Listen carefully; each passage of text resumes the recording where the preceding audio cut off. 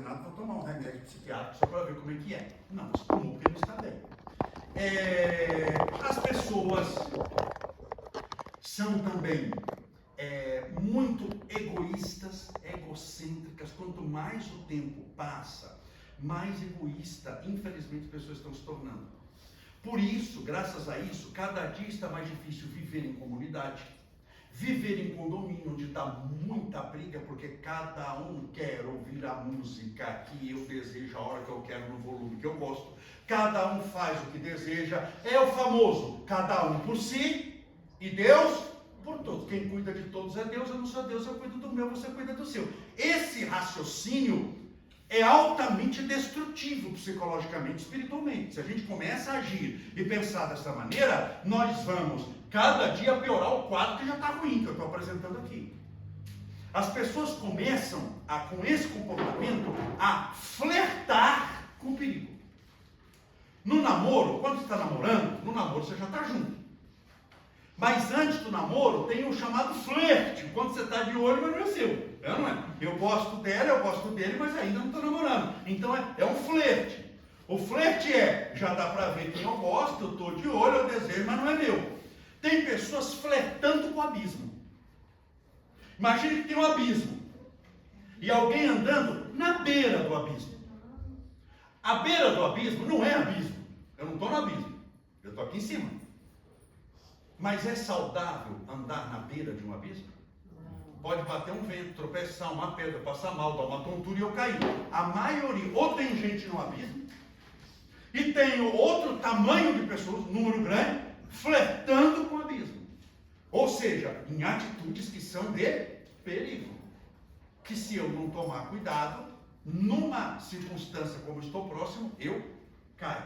Então, mais uma vez, manter a saúde mental e buscar equilíbrio espiritual é algo muito importante. E é o tema da nossa palestra dessa noite. Como buscar equilíbrio espiritual e manter a saúde mental.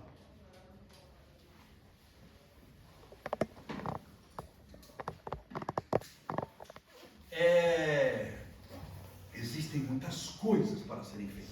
Muitas, muitas. Se você pegar todo o Evangelho de Cristo, de Jesus, é um roteiro seguro que se você seguir ali, você melhora a sua vida espiritual, cresce, vai dando certo. Eu vou pegar 1 ou 2 itens só por causa do tempo também, para a gente tentar esmiuçar para você entender como é importante. Eu apresentei o perigo, olha o flerte, o que está acontecendo. Primeira coisa, para você crescer espiritualmente e manter a saúde mental, é sinceridade de propósito.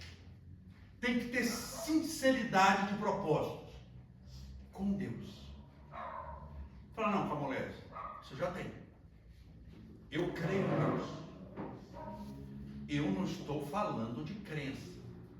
Eu estou falando de intimidade com Deus. Trazer Ele para a sua vida não é crer que Ele existe. Eu posso crer que Ele existe, Ele continua lá e eu cá. Eu assisti há um tempo atrás,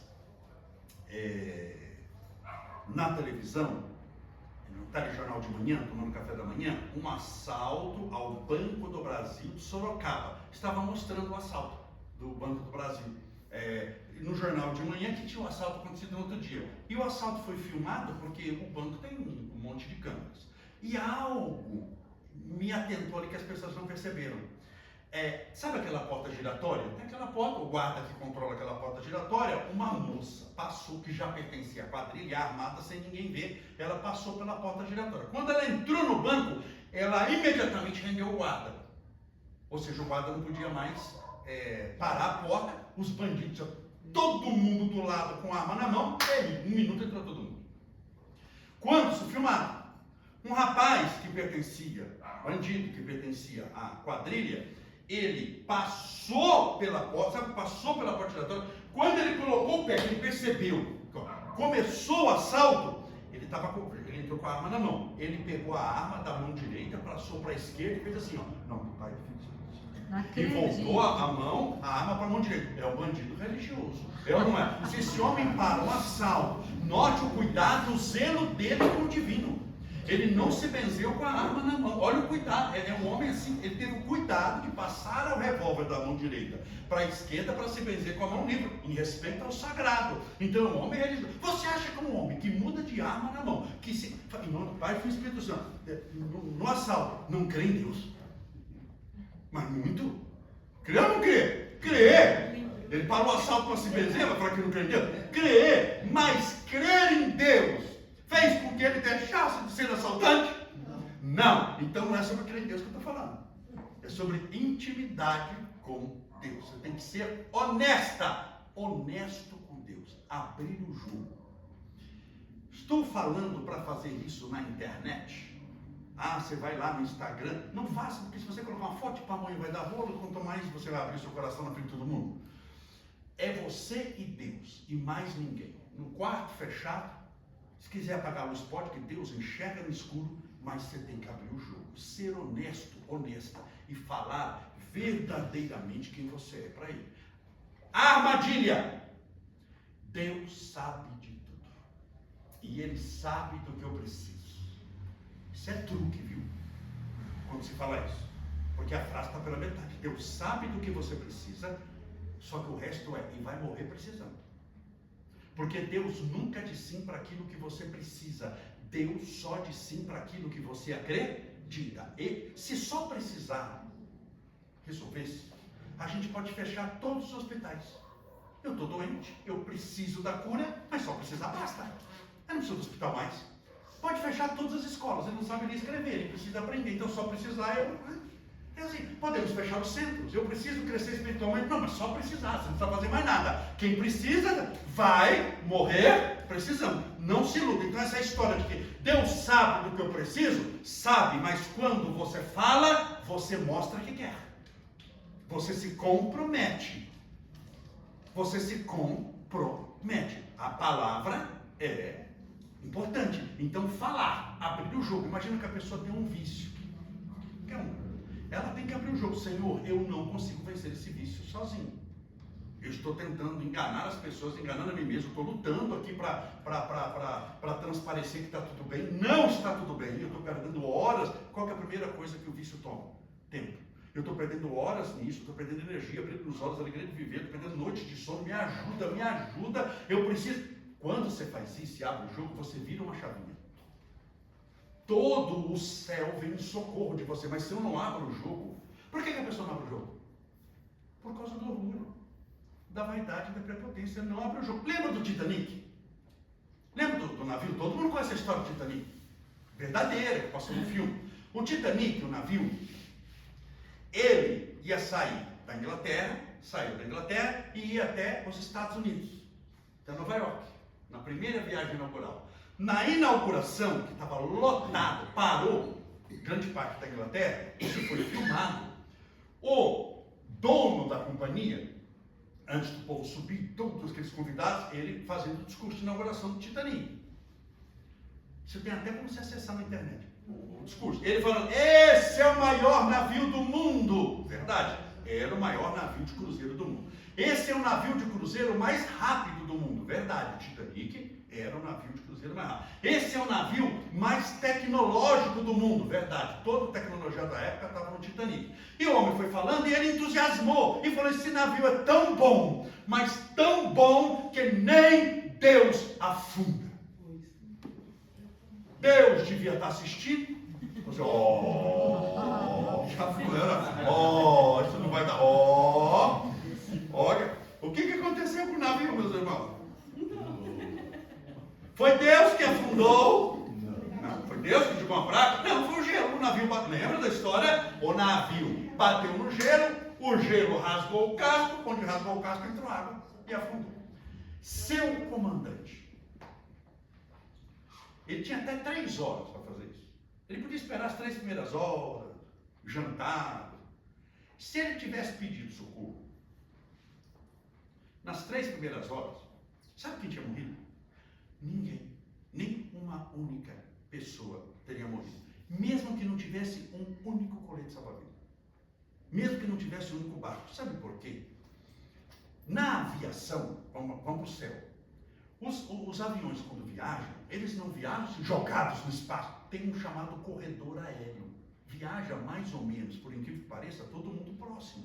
Um avião, por exemplo, em viagem internacional, ele vai 300 metros. Quando ele passa em cima, ele passa exatamente um em cima e embaixo do outro. É 300 metros de distância. É o chamado corredor aéreo. Existe o corredor marítimo. Quando se tem navios, quantos navios tem navegando hoje no oceano? 50 mil. Você acha que é jogado que ele vai? Tem um corredor marítimo, isso tem um plano de navegação. Vão mais ou menos próximos. Vai ser 1 quilômetro do outro, 2 quilômetros. Um navio mais longe está 30 quilômetros. Se ele pedisse socorro, tinha navio que chegaria em 2 horas, não morria ninguém. Ele pediu socorro? Não, vai dar. Esse navio é bom, vai dar. Eu sou comandante, meu navio não afunda. Muita gente é comandante que está ali, que a água entrando, ele afundando, caindo, buraco lá dentro, mas ele acha que dá conta. Não tem gente que é assim? Por causa do orgulho. Todo mundo fala, você está vendo que ele está indo para o abismo, mas se ele tiver 10 metros, você tem que esperar ele se esborrachar embaixo para perder tudo primeiro. É orgulho. Então o orgulho não deixa você confessar. Lembram-se daquele avião da Chapecoense? Lembra daquele time brasileiro que o avião caiu? Quem se lembra? Porque, por exemplo, no Titanic, quem matou foi a água fria. Mas a causa da morte foi o orgulho do comandante. Aquilo foi a causa. A água fez o serviço. Mas a causa foi o comandante que criou. Lembram do avião de Chapecoense? Vocês se lembram qual a causa do acidente? Por que o avião caiu? Falta de combustível. Falta de combustível. O que torna um piloto assassino. Ele é assassino contumaz. Porque é inadmissível na aviação faltar combustível. Existem mais. Antes de faltar o combustível, existem mais de 20 protocolos diferentes que você vai cumprir. Ele descobriu tudo. Ele sabia que estava sem combustível ou foi uma surpresa? Sabia. Ele sabia que estava sem combustível.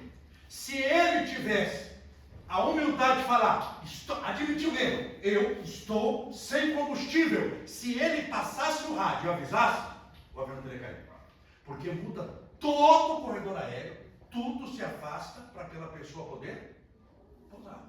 Mas ele sabe que ele vai responder um processo por ter deixado faltar combustível. Você tem que ter pelo menos mais 2 horas de combustível além do destino que você planejou chegar. Isso é norma da aviação internacional. Ele não tinha nem 1 minuto mais.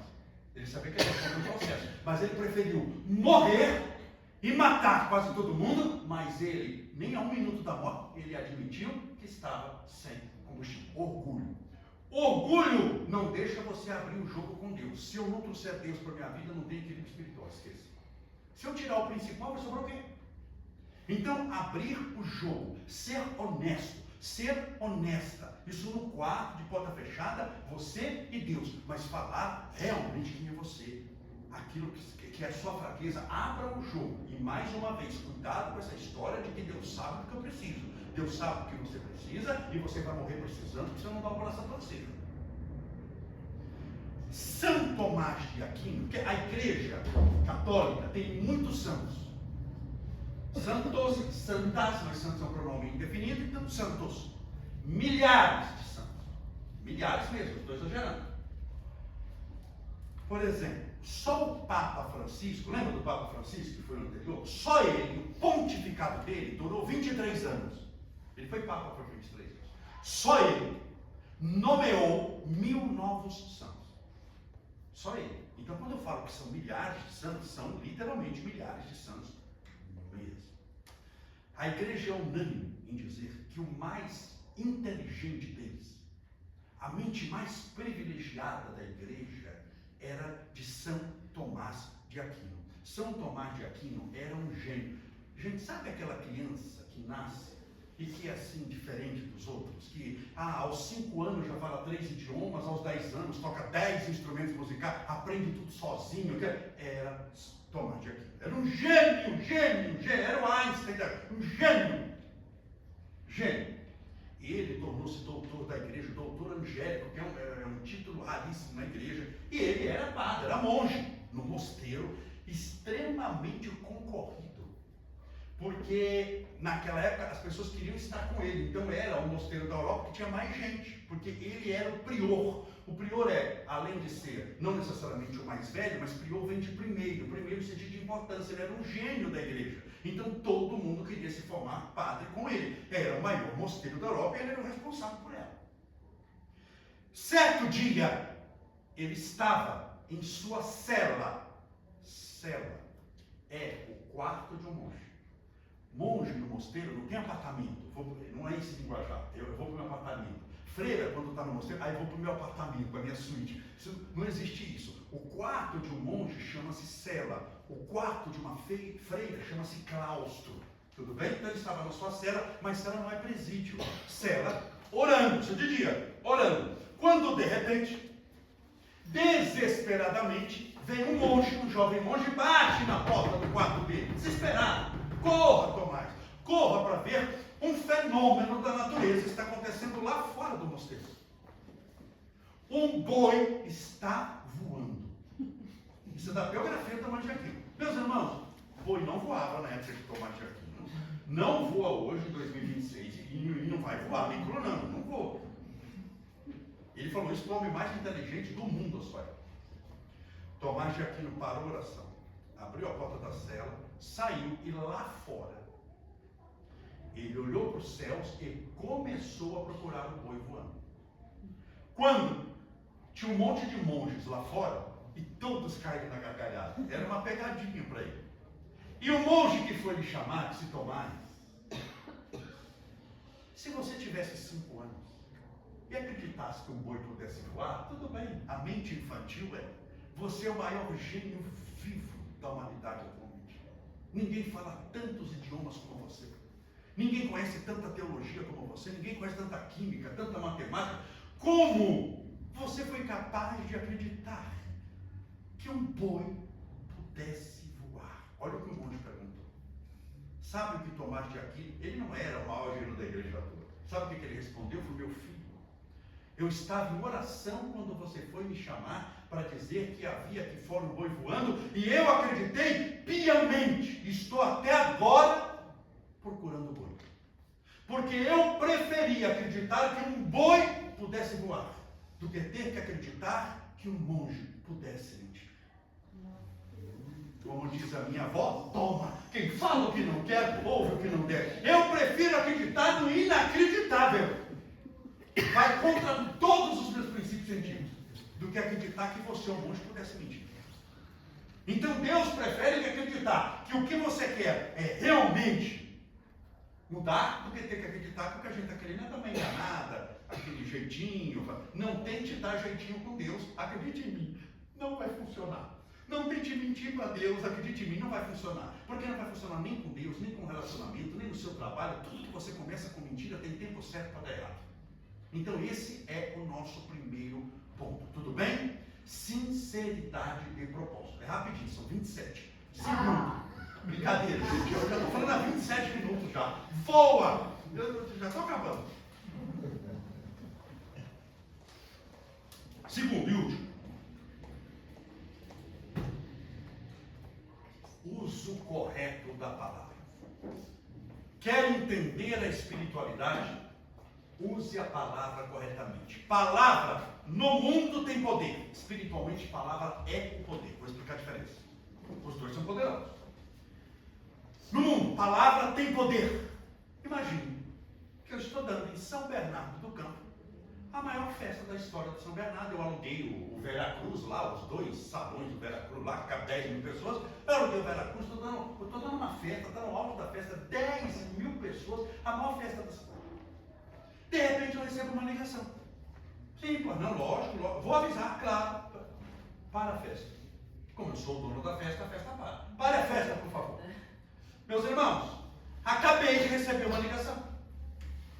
Me avisaram que vai chegar à nossa festa o bombeiro que salvou aquelas 30 crianças naquela escola que pegou fogo semana passada em São Bernardo. Imagina que tem uma escola que pegou fogo e o bombeiro salvou todas as crianças, salvou as 30 crianças. Entrou no fogo lá, salvou, não morreu ninguém. Da meia hora, o homem entra. Como ele vai ser recebido na festa? Bem ou mal? bem, ele é o herói de São Bernardo, arriscou a vida, salvou crianças. Ana, você vai dar os parabéns para ele, seja bem-vindo, vai tirar foto, vai postar na internet, vai fazer selfie, parabéns. Passa-se meia hora, eu recebo outra ligação. Sim, pois não, claro, não vou avisar agora, pode deixar, para a festa de novo. Meus irmãos, houve um equívoco, um engano. Estou sabendo agora, acabaram de me ligar para avisar, que o homem que eu anunciei, que era o bombeiro, que salvou as crianças, acabaram de me avisar, não é o bombeiro, é o homem que incendiou a escola. De herói, ele vira vilão em 5 segundos, não é? O povo que cumprimentou já começa a limpar a mão, quem postou foto já começa a apagar, porque você postou foto com assassino, sem saber, não? Você começa a apagar a foto do Instagram, a turma do já sabia, que sempre tem a turma do já sabia, só sabe depois que a desgraça acontece, né? Ah, eu sabia. Mas por que você beijou, tirou foto? Era só para sentir a vibração. Não sabia coisa nenhuma. Então, palavra tem poder. Palavra constrói, palavra destrói. Nós somos senhores das palavras que pensamos, escravos daquelas que já pronunciamos. Tem gente que perde o trabalho por ter falado aquilo que não devia, ou não consegue um por ter falado o que não precisava. Palavra é complicado. Sente-se na frente de um juiz do delegado, você vai ver como você tem que medir as palavras, uma vírgula ali, muitas vezes se não for ponto, for vírgula, você deixa entender uma coisa, você será algemado ali. Palavra tem poder. No mundo, espiritualmente, você multiplica por 1000. Palavra é o poder. Ela vem em primeiro lugar. Por exemplo, Jesus falava 2 idiomas, hebraico e aramaico. Quando ele pregava dentro da sinagoga, era por lei obrigado a pregar em hebraico. Mas as pregações de Jesus na sinagoga não dão nem 1% da vida dele. O que aconteceu para valer é fora da sinagoga. Então 99% das pregações de Jesus não era em hebraico, era em aramaico. Tudo bem? Então Jesus falava aramaico. Existe uma palavra em aramaico que muito possivelmente você conhece. E que muito possivelmente você aprendeu quando era criança, sem saber que era a língua de Jesus, pertencente às fábulas infantis. Já ouviu a palavra abracadabra? Já ouviu isso daí nas lendas infantis? Abracadabra. Abracadabra é aramaico, a língua que Jesus falava, que significa eu crio enquanto eu falo. Palavra é poder. Palavra é poder. Deus não criou o universo e o mundo na força dos braços. Criou falando. Faça-se a luz. Como é que você acha que o mundo espiritual, vamos pegar a cidade de Nosso Lar, é criada no tijolo e com pedreiro? Desencarnado? É na palavra. É no contrário de um espírito extremamente poderoso. Então a palavra é poder. É o universo um garçom mudo que serve aquilo que você falou. É um pedido que você faz. Agora imagine uma mãe. Uma mãe que tem uma ligação espiritual com o filho, porque ninguém erra de endereço em matéria de reencarnação. Tem uma ligação genética com o filho e tem uma ligação sentimental. Uma mãe falando assim do filho: esse menino é burro, esse menino é preguiçoso, esse menino não vira nada. O que ela está fazendo? Ela está selando o destino dele. Em inglês seria spelling, seria soletrar, mas pode ser uma tradução livre, lançar feitiço. Ela está enfeitiçando o menino. Ela está selando o destino dele. Deveria fazer o oposto. Mesmo que ele tirou 0, meu filho, você é inteligente. Você está profetizando o futuro dele. Palavra é poder, palavra constrói futuro, mas é capaz de selar destinos. Imagine alguém que fica toda hora falando: eu não sou nada, eu não sou ninguém, não presto, eu não vou virar nada, eu estou acabado, eu estou morto, eu estou isso, estou aquilo. Aí depois não sabe por que a vida está errada. Você está fabricando o próprio destino. Então, se você quer se equilibrar espiritualmente, fale o bem, e só o bem. Ah, mas e se eu discordar? Não fale nada. Calado. A gente tem mania de dar opinião sobre tudo. Por isso que pamonha dá pamonha. Porque a pessoa vê a foto da pamonha e se sente que agora vou dar palpite em pamonha. Ela não é? É para elogiar? Não, calado. Não entre em contendas inúteis. Jesus asseverou isso várias vezes. Paulo nas suas cartas: não entre em briga, não entre em confusão, porque você vai ter na briga que acusar. Você vai fazer o mal falando. Qual é o problema de fazer o mal? O mal sempre sabe o caminho de volta. Ele nunca erra de onde ele saiu. Sempre ele volta. Nunca pergunte, será que a pessoa vai se dar mal fazendo mal? Você pergunta mais errada, a pessoa não conhece espiritualidade. Nunca pergunte se o mal volta, pergunte quando ele chega. E como é que ele vai aparecer na hora que chegar. O mal sempre sabe o caminho de volta. Então ou fala o bem ou fica calado. Está no lugar, não está bom? Vai embora. Não fica, vai embora. O que você vai falar? Nada. Segue o teu caminho em paz. Cuida da tua vida. Cuida com carinho disso. Então isso é importante. Usar a palavra. A palavra é poder. Agora a pessoa quer ser feliz, ter paz de espírito, ser próspera, arrumar um grande amor e ter saúde. Só coisa boa, parabéns. 6 horas tocou o despertador. Ela senta-se na cama, coloca os pés no chão. Primeira frase dela: tô morta. É uma excelente frase para você começar o dia bem, não é? Tô morta. Segunda, tô acabado. Terceiro, é hoje. E o universo só anotando. Tá morto? Tá acabado e é hoje. Aí depois a pessoa fala: eu sou uma pessoa tão boazinha, não faço mal para ninguém. Eu não sei porque a minha vida não dá certo. Aí, tá sabendo agora, mas eu só falo o que não quero e tem o que não deseja. Tudo bem? E dica final. Já estouramos bastante o tempo. Dica final. Tem 2 regras. Eu vou dar uma dica. Falta 25. Não, eu faço live daqui a pouco. Vamos lá. Deixa eu ver uma dica boa aqui. Existem pessoas, por causa da energia, espiritualmente falando, elas te puxam para cima. Tem gente que puxa para cima. Nos faz bem estar ao lado dessa pessoa. Mas, temos que ser honestos, só entre nós. Existem pessoas que te puxam para cima. Algumas vezes fica difícil você não conviver com elas, porque pode acontecer delas morarem dentro da sua casa. Mas mesmo assim a gente tem que buscar pessoas que nos puxam para cima, até como inspiração. A dica que eu dou muito rápido é que o mal, em todas as suas manifestações possíveis, o mal tem muita manifestação, qualquer uma delas serve.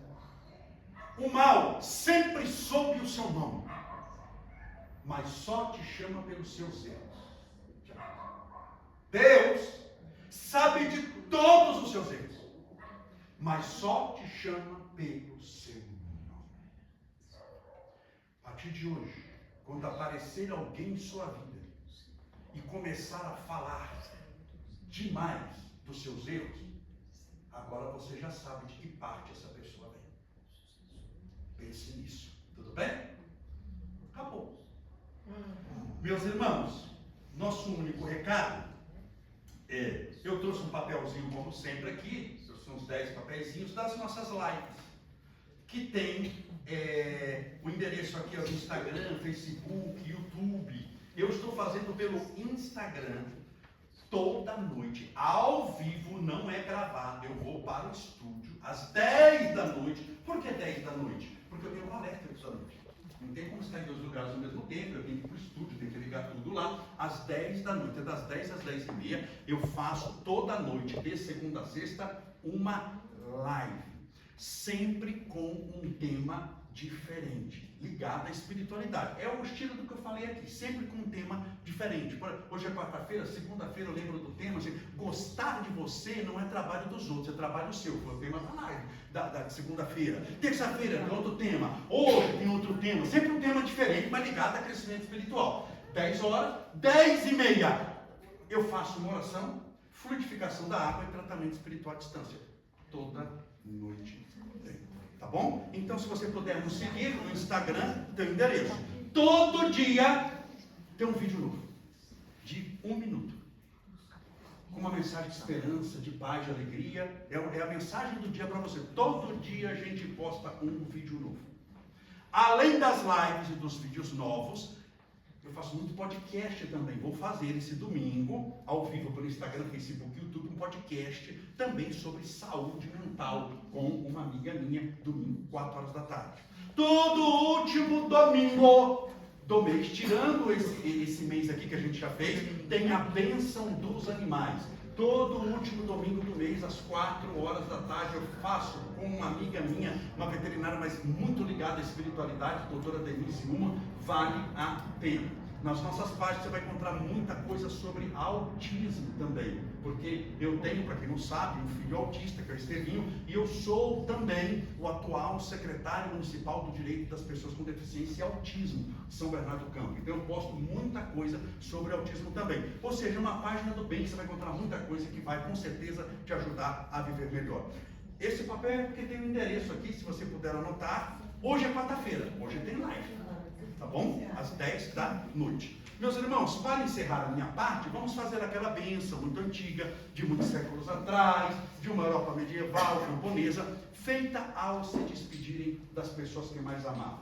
Lembrando que é uma bênção simples. Lembre-se, a vida é simples, nós é que geralmente a complicamos. E a bênção era mais ou menos assim: que os ventos sempre soprem suas costas, impulsionando-te avante. Que o sol sempre brilhe em seu rosto, trazendo luz, esperança, alegria de viver. Em sua vida, muitas vezes difícil. Que as chuvas vindas dos céus, chuvas de bênçãos, de amor e de paz, sempre caiam em abundância nos seus campos. E até nos encontrarmos de novo, em uma outra oportunidade, nestas voltas que a vida dá, nas belezas que a vida tem, que até nos encontrarmos de novo, que Deus o tenha, ou que Deus a tenha suave e seguro na palma de sua mão. Sejam todos muito felizes, um excelente, abençoado tratamento a todos. Deus te abençoe.